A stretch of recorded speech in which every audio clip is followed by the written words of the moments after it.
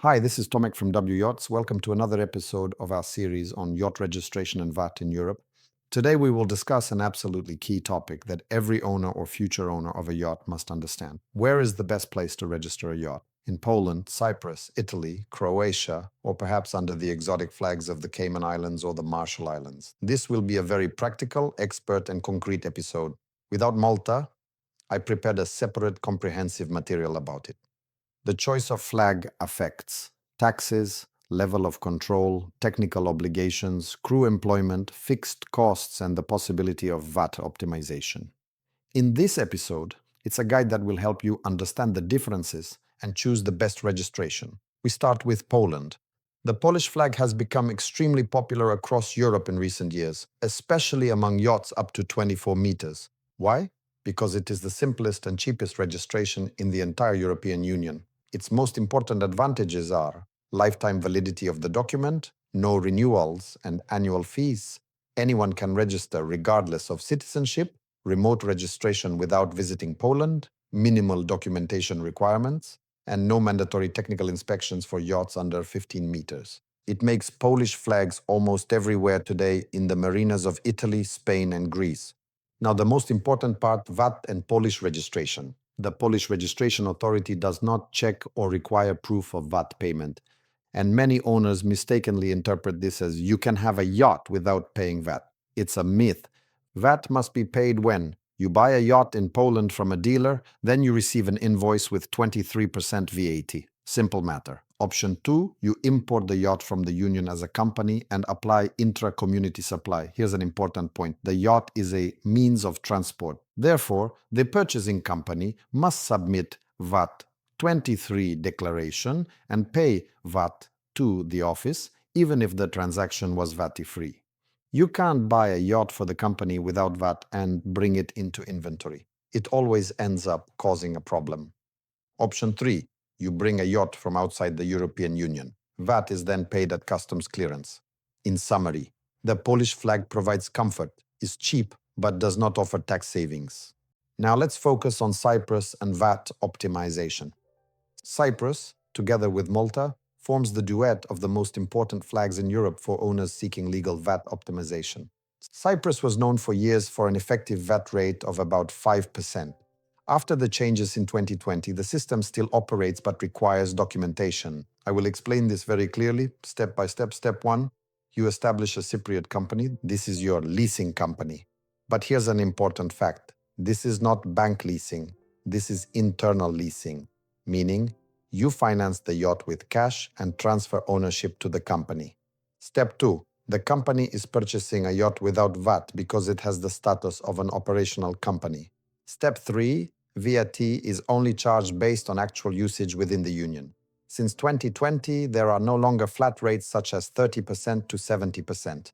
Today, you must prove where the yacht was sailing, how long it stayed outside EU waters, and how many miles it traveled within union waters. You must gather evidence in the form of a logbook, invoices from ports, screenshots from systems, GPS or AIS. Example, used yacht, 70% outside the union and 30% within the union, with a Cypriot VAT rate, 19%, effective VAT rate, 19% times 30% equals 5.7%.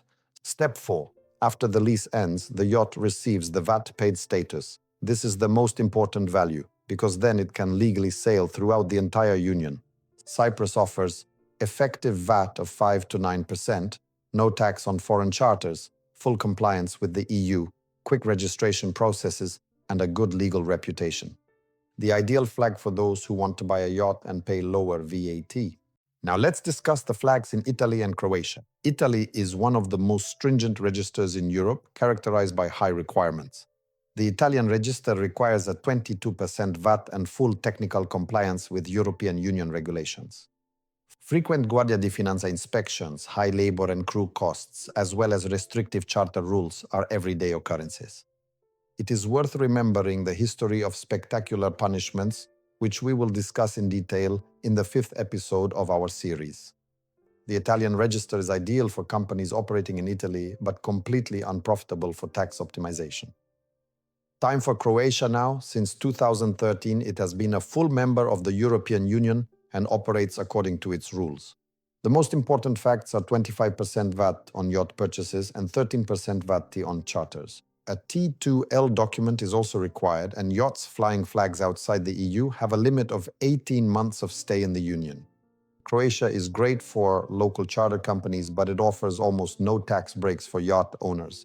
So it seems rather clear that in Europe the focus should rather be on Malta, Cyprus, or Poland.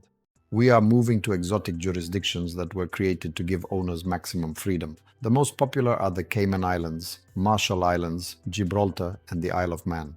The greatest advantages are the lack of local taxes, simple procedures, and high standards of registration.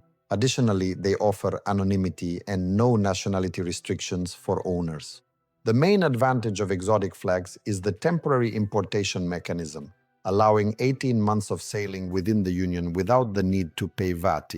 One of the most prestigious and at the same time most misunderstood flags in the market is the Gibraltar flag. Why do so many ship owners choose Gibraltar? What are the procedures? What are the risks? And above all, is it a good flag for owners from Europe?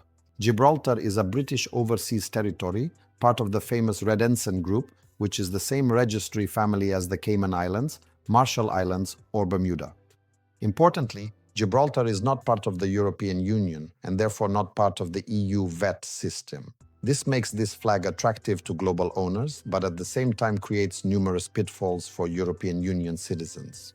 In Gibraltar, they can register yachts, citizens of the United Kingdom, citizens of the European Union, companies registered in Gibraltar, companies registered in the EU or UK.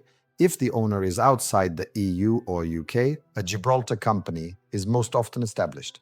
It is one of the most popular offshore structures in the yachting industry. Cheap, quick, and stable. The entire procedure is carried out in 4 simple steps. Step 1. Application and ownership documents. Step 2. Survey and tonnage measurement. Step 3. Verification of documents by Gibraltar Maritime Administration. Step 4. Issuance of certificate of registry. Tonnage measurement is a key document that determines the official tonnage and parameters of the vessel. Importantly, the yacht survey does not have to be conducted in Gibraltar. It can be carried out in Poland, Italy, Spain, France, anywhere, as long as it is conducted by a surveyor from the Red Ensign Group list. Duration, usually 2 to 7 working days if the documents are ready. And now the most important part, VAT. Gibraltar is outside the EU VAT, which means a yacht under the Gibraltar flag is not an EU good, and upon entering the Union, it must have VAT-paid status or temporary importation or be imported with VAT. And now the key point, temporary importation does not work for Union residents. An EU citizen with a yacht in Gibraltar cannot sail for 18 months without VAT, and this is where most people get into trouble. Yachts with Gibraltar flags are particularly frequently inspected in Spain, Italy, or France.